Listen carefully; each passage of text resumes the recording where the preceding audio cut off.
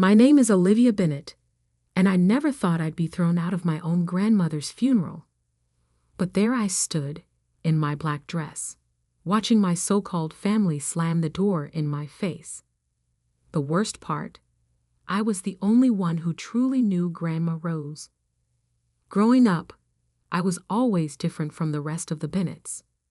While my cousins Sophia and Marcus chased prestigious degrees and corporate positions, I preferred spending time in Grandma Rose's antique shop, learning about vintage treasures and forgotten stories.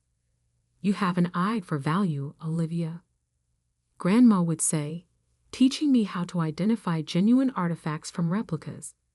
Not everything that glitters is gold, and not everything valuable shines. My parents never understood our bond. "You're wasting your time with old junk," my mother would scoff. "Look at Sophia, already a junior executive at 25, and Marcus with his MBA from Harvard." But Grandma Rose saw something in me that nobody else did. While my family measured success in degrees and bank accounts, she taught me about legacy, integrity, and the true meaning of wealth. The Bennetts weren't always about corporate ladders and stock portfolios, she'd tell me, her eyes twinkling. We built our fortune by understanding value, real value, in things others overlooked. I didn't know then that those lessons would become my greatest inheritance. The day Grandma Rose passed, something in my family changed. The thin veneer of civility cracked, revealing the ugly greed beneath. They couldn't even wait until after the funeral to start fighting over her estate. "The antique shop must be worth millions," Sophie declared during the wake, her voice carrying across the funeral home. "All those rare pieces she's collected over the years." Marcus nodded, already calculating. The real estate alone in downtown Boston, prime location. We could sell it to developers. I stood in the corner, my heart breaking. They saw dollar signs where I saw memories. Each piece in that shop had a story, a history that Grandma Rose had carefully preserved. The funeral was a spectacle of false grief. My Uncle Thomas, who hadn't visited Grandma in years, suddenly couldn't stop crying about his beloved mother. Aunt Patricia, who once called Grandma Rose an embarrassing relic, now praised her traditional values. I sat in the back row alone. When I tried to say a few words about Grandma, Sophia cut me off. "We don't need to hear from the shop girl," she sneered. "This is for real family." Real family. As if spending every weekend for the past 15 years helping Grandma in the shop, listening to her stories, learning her craft, meant nothing. After the service, I headed to Grandma's house. Our Sunday tradition was to have tea in her library. But when I reached for the door, my mother blocked my path. "Where do you think you're going?" she demanded. "This isn't your home anymore." "I just want to," I started, but Uncle Thomas interrupted. "Get-out," he roared. "You don't deserve to be here. You're not even a real Bennett, just some charity case Rose felt sorry for." The words stung, but not as much as watching my family nod in agreement. Even my father remained silent, avoiding my eyes. "Grandma Rose was the only real family I had anyway," I said quietly, turning away from their hateful stares. Sophia's laughter followed me down the steps. "Enjoy going back to your little shop job. Some of us have real careers to manage." They had no idea that Grandma's shop cleared 7 figures monthly in online rare antique sales. She had modernized the business years ago, building a global clientele while maintaining the quaint storefront as a cover. But I kept that knowledge to myself, just as Grandma had taught me. 2 days later, Mr. Harrison, Grandma's lawyer for over 30 years, called an emergency meeting to read the will. The entire family gathered in his mahogany-paneled office, already dividing the spoils in their minds. I almost didn't go, but something in Mr. Harrison's voice when he called, a hint of satisfaction, made me curious. I arrived last, taking a seat near the door. Sophia and Marcus sat front and center, while my parents and aunts and uncles filled the expensive leather chairs. The tension in the room was thick enough to cut with a knife. Mr. Harrison cleared his throat, adjusting his wire-rimmed glasses. "Before we begin, Mrs. Bennet," Rose left specific instructions about the reading of her will. He pulled out an envelope, sealed with dark red wax bearing Grandma's distinctive R insignia. She asked that I read this letter first. The room fell silent as he broke the seal. "My dearest family, if you're hearing this, I've finally taken my last antiquing trip. Don't waste money on an elaborate funeral. We both know most of you are only there to ensure your place in this will." Sophia shifted uncomfortably in her seat. "For years, I've watched this family forget what truly matters. You've replaced values with valuations, character with careers. You've become so focused on status that you've lost sight of substance. But one person remembered. One person understood what I was trying to preserve wasn't just a collection of antiques, but a legacy of understanding true worth." My heart pounded as Mr. Harrison continued reading. "To my family who measures success in dollars, congratulations. You're about to learn exactly how much you've lost." He set down the letter and picked up the will itself. The room held its breath. "To Sophia Bennet, Marcus Bennet, and all other grandchildren except Olivia, I leave the sum of $1 each." The explosion was immediate. Sophia jumped to her feet, her face red with rage. Marcus started shouting about contesting the will, but Mr. Harrison wasn't finished. "To my children, Thomas, Patricia, James, and Elizabeth, I leave my collection of family photographs so you can remember when you still knew the value of family." My father, James, slumped in his chair, while Uncle Thomas turned purple with fury. "This is a joke," Aunt Patricia screeched. "Where's the real will?" Mr. Harrison held up his hand for silence. And finally, every head turned toward him. "To my beloved granddaughter Olivia, who understood that true wealth isn't measured in bank accounts, but in the richness of character, I leave the entirety of my estate, including but not limited to Bennet Antiques International, all associated real estate holdings, my personal collection, and all business interests under the Bennet Group umbrella." The room exploded into chaos, but I barely heard them. My eyes were fixed on the next line Mr. Harrison was reading.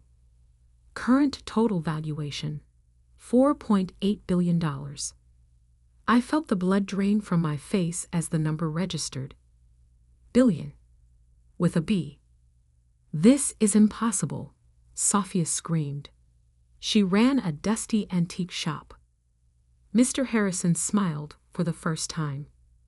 Actually, Mrs. Rose Bennet was one of the most successful international antiquities dealers in the world. The shop was just the tip of the iceberg. He turned to me. "Miss Olivia, your grandmother left instructions to meet privately to discuss the full extent of your inheritance. Shall we say tomorrow morning?" I nodded, still unable to speak. As I stood to leave, my mother grabbed my arm. "Olivia, sweetheart, we need to talk about this as a family." I gently removed her hand. "Family? You threw me out of her funeral 2 days ago. Remember?" The look of desperate calculation in her eyes made me sick. I turned to Mr. Harrison. "Is there anything else for today?" He shook his head. "The rest can wait until tomorrow." As I walked to the door, I heard Sophia's shrill voice. "This isn't over. We'll contest it. I paused, my hand on the doorknob, and looked back at my family. These strangers who shared my blood, but had never shared my heart. Grandma Rose always said the true value of something isn't in its price tag, but in how much you're willing to invest in understanding it. I met each of their eyes. You never took the time to understand her. Or me. The door clicked shut behind me, leaving them with nothing but the echo of their own greed. Walking down the street, I pulled out my phone and opened the last text I'd received from Grandma Rose, just days before she passed. Remember, my dear, the best revenge isn't in proving them wrong. It's in living so well that they realize, too late, what they lost. I smiled through my tears. Tomorrow would bring challenges. Learning to run an empire, facing legal battles from my family, stepping into Grandma Rose's formidable shoes. But for now, I just wanted to go to the shop, sit in her old chair, and remember the woman who taught me that the greatest inheritances aren't counted in dollars, but in lessons learned and love given. The antique shop bell chimed as I opened the door, its familiar ring welcoming me home. The morning after the will reading, I arrived at Mr. Harrison's office exactly at 9 a.m. The gravity of yesterday's revelation still hadn't fully sunk in. $4.8 billion. The number seemed almost abstract, impossible to comprehend. "Good morning, Miss Bennet." Mr. Harrison greeted me, gesturing to a leather chair. "I hope you're ready. There's quite a lot to discuss." He placed a thick folder on his desk, emblazoned with the Bennett Group logo, something I'd never even seen before. "Your grandmother," he began, "was much more than an antique dealer. The shop was just a front for a vast network of international art acquisition, authentication, and trading operations." He opened the folder, revealing complex organizational charts and financial statements. Bennett Group operates in 43 countries, with offices in London, Dubai, Hong Kong, and New York. You're now the owner of one of the largest private art and antiquities conglomerates in the world. My head spun. But how did no one know about this? Mr. Harrison smiled. "Your grandmother was a master of discretion. She operated through dozens of shell companies and subsidiaries. The public face was always just the charming old lady with her antique shop." He pulled out another document. "She left this for you. A letter explaining everything." With trembling hands, I opened the envelope. "My dearest Olivia, if you're reading this, you've just discovered that your eccentric grandmother wasn't quite what she seemed. Don't be angry that I kept this from you.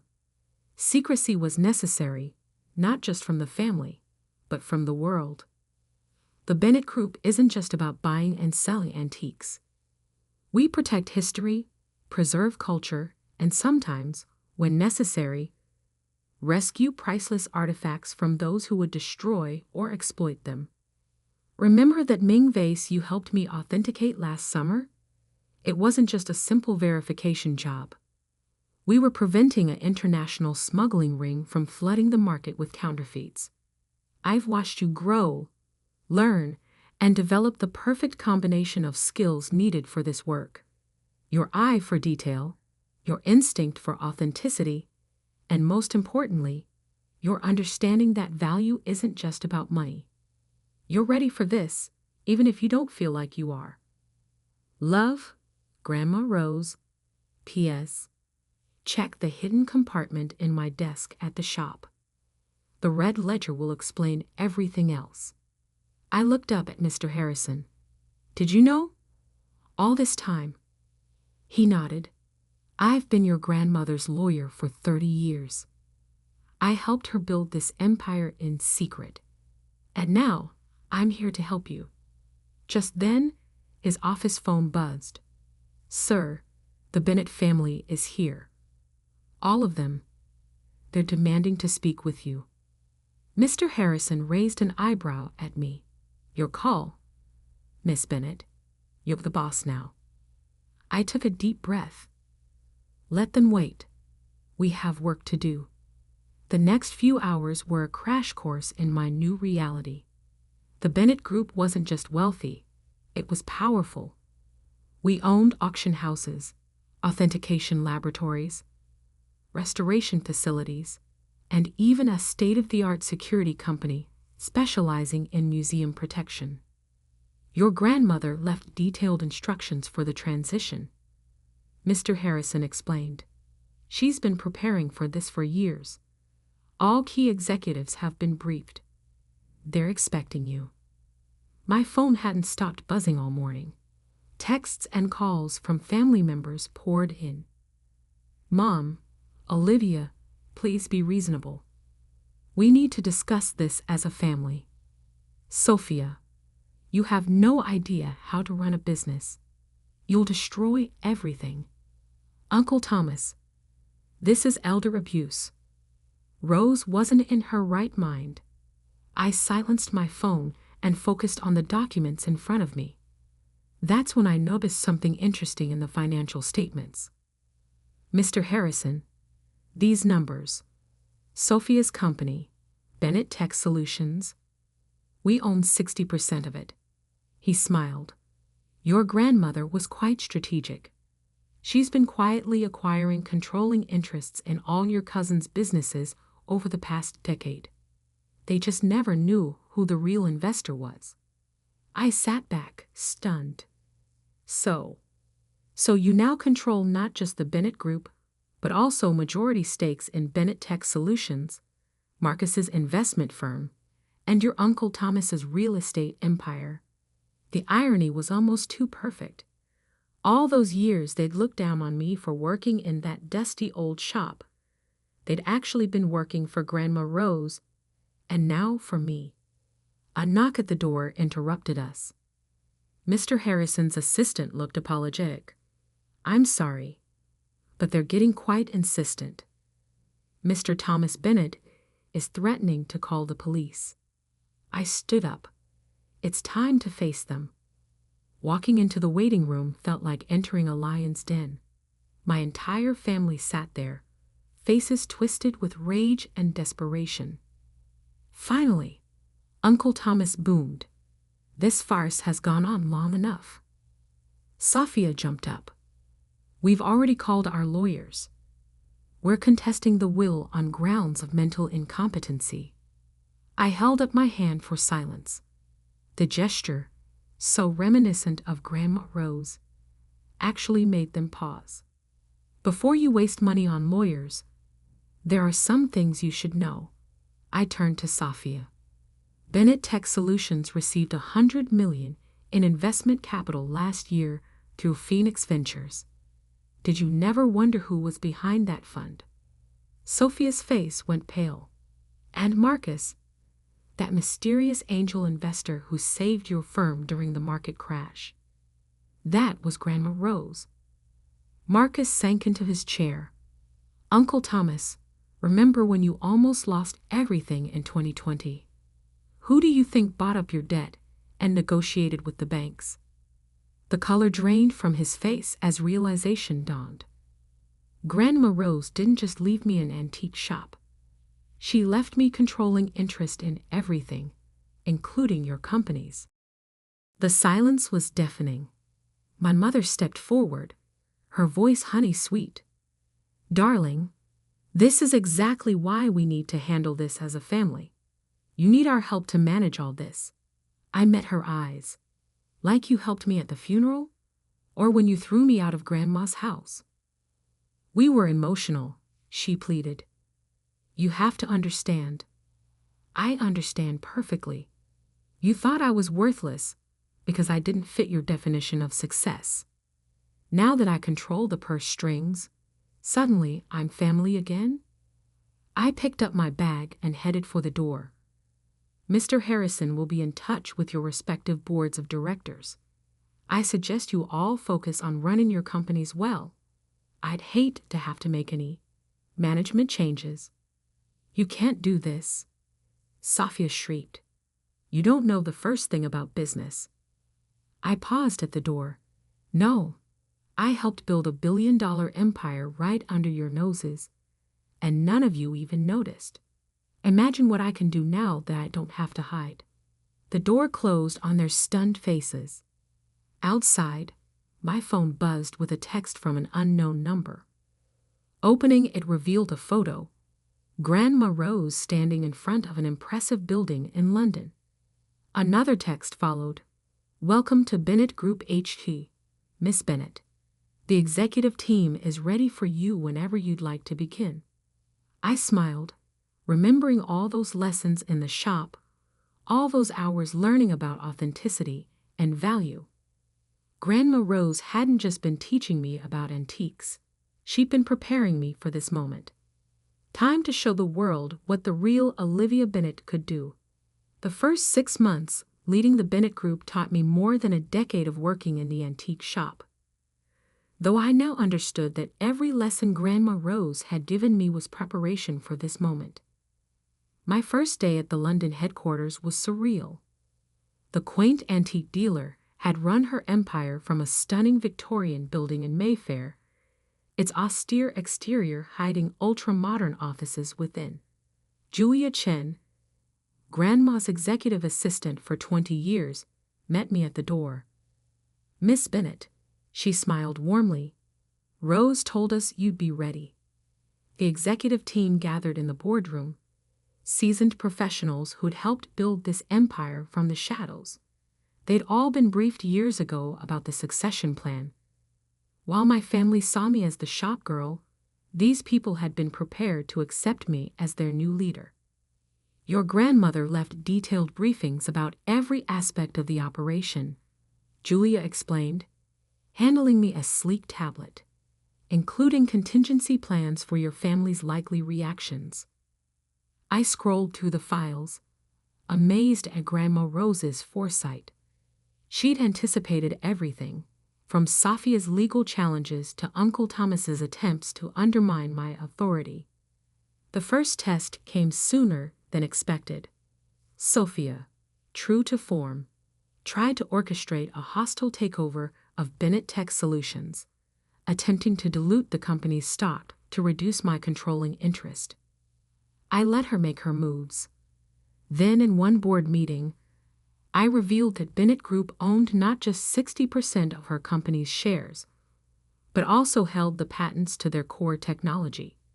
Patents Grandma Rose had quietly acquired years ago. "You see, Safia," I said calmly as she sat there, face ashen. "While you were mocking me for working in a dusty old shop, I was learning how to authenticate not just antiques, but the true value of everything, including intellectual property." Marcus tried a different approach. He showed up at my office one morning, all smiles and reconciliation. "Come on, Olivia," he cajoled. "We're family. We should be working together. I could help you manage all this. It's what I went to Harvard for, remember?" I pulled out his firm's latest financial reports. "You mean like how you managed to lose $40 million in bad investments last quarter? The only reason your firm survived was Grandma Rose's safety nets." He left without another word. The real changes began 3 months in. I started consolidating the Bennett Group's scattered operations, bringing our various enterprises under a more cohesive structure. The antique shop remained our public face, but I expanded our authentication services, leveraging our expertise and technology. We launched a new division specializing in digital authentication of art and antiquities using blockchain technology, something Grandma Rose had been quietly developing before she passed. The market response was overwhelming. One morning, Julia brought me the Financial Times. There on the front page, "Bennett Group emerges from shadows, the secret giant of the art world." The article revealed the true scope of our operations to the public for the first time. By evening, our stock had jumped 30%. My phone exploded with messages from family members who'd previously sworn never to speak to me again. Mother, darling, we're so proud of you. When can we discuss my role in the company? Uncle Thomas, blood is thicker than water, Olivia. Let's talk about synergies between our businesses. I archived their messages without replying. Instead, I focused on building something new. The Bennett Authentication Institute opened its doors 6 months after I took over, a state-of-the-art facility combining traditional expertise with cutting-edge technology. We offered training programs for aspiring authenticators, scholarships for art history students, and resources for museums and collectors. The real satisfaction came from the small victories, like when Sophia's company lost a major contract because their patents were suddenly under review by Bennett Group's legal team, or when Marcus's firm had to publicly disclose that their major investor, us, was pulling out, triggering a stock price plunge. I didn't do it out of spite. Every move was strategically sound, designed to strengthen the Bennett Group's position. That it happened to humble my arrogant family was just a satisfying bonus. 1 year to the day after Grandma Rose's funeral, I stood in the antique shop, now restored to its former glory. While we'd expanded globally, I kept this place exactly as it had been, the heart of our empire, hiding in plain sight. The bell chimed as the door opened. My mother walked in, looking older and tired. The prodigal mother returns, I said, not looking up from the ledger I was reviewing. Olivia, please. Her voice cracked. We were wrong. I was wrong. I know an apology isn't enough, but you're right. I cut her off. It isn't. Finally, I looked at her. Do you know what Grandma Rose told me the day before she died? She said, Olivia, success isn't about proving them wrong. It's about proving yourself right. I closed the ledger. I'm not angry anymore, Mom. I'm just done. You all showed me exactly who you were at the funeral. Money didn't change you. It revealed you. We can change, she pleaded. Give us a chance. I smiled, feeling a weight lift from my shoulders. You don't need my money to change. If you really want to prove you've learned something, go build something of your own. That's what I did.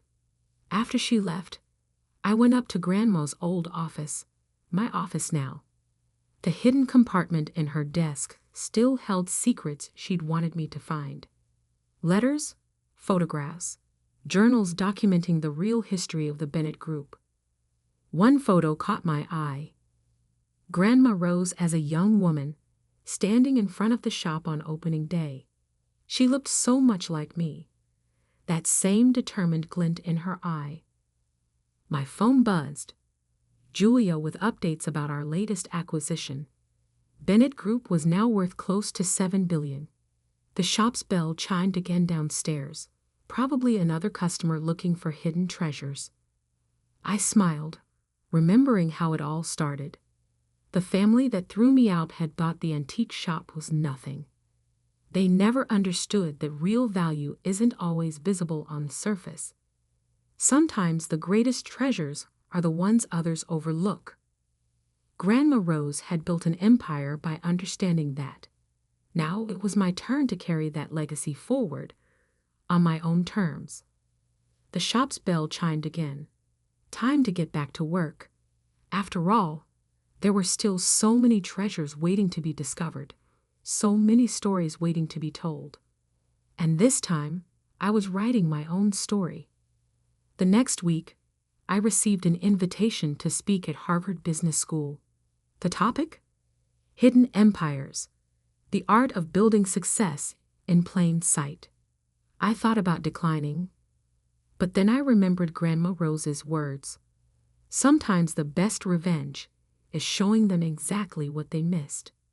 I accepted the invitation. Sophia and Marcus would be in the audience. Harvard alums, of course. They'd have to sit there and listen as their failure of a cousin explained how she'd been running circles around them for years. But more importantly, I'd tell the story of a woman who built an empire not through ruthless competition or fancy degrees, but through understanding true value in art, in business, and in people. The antique shop's bell chimed one last time that evening. I looked up to see Julia standing there with a familiar twinkle in her eye. "Miss Bennet, the London office just called. They found something interesting in the archives. Something your grandmother left for when you're ready." I smiled. Even now, Grandma Rose was still teaching me.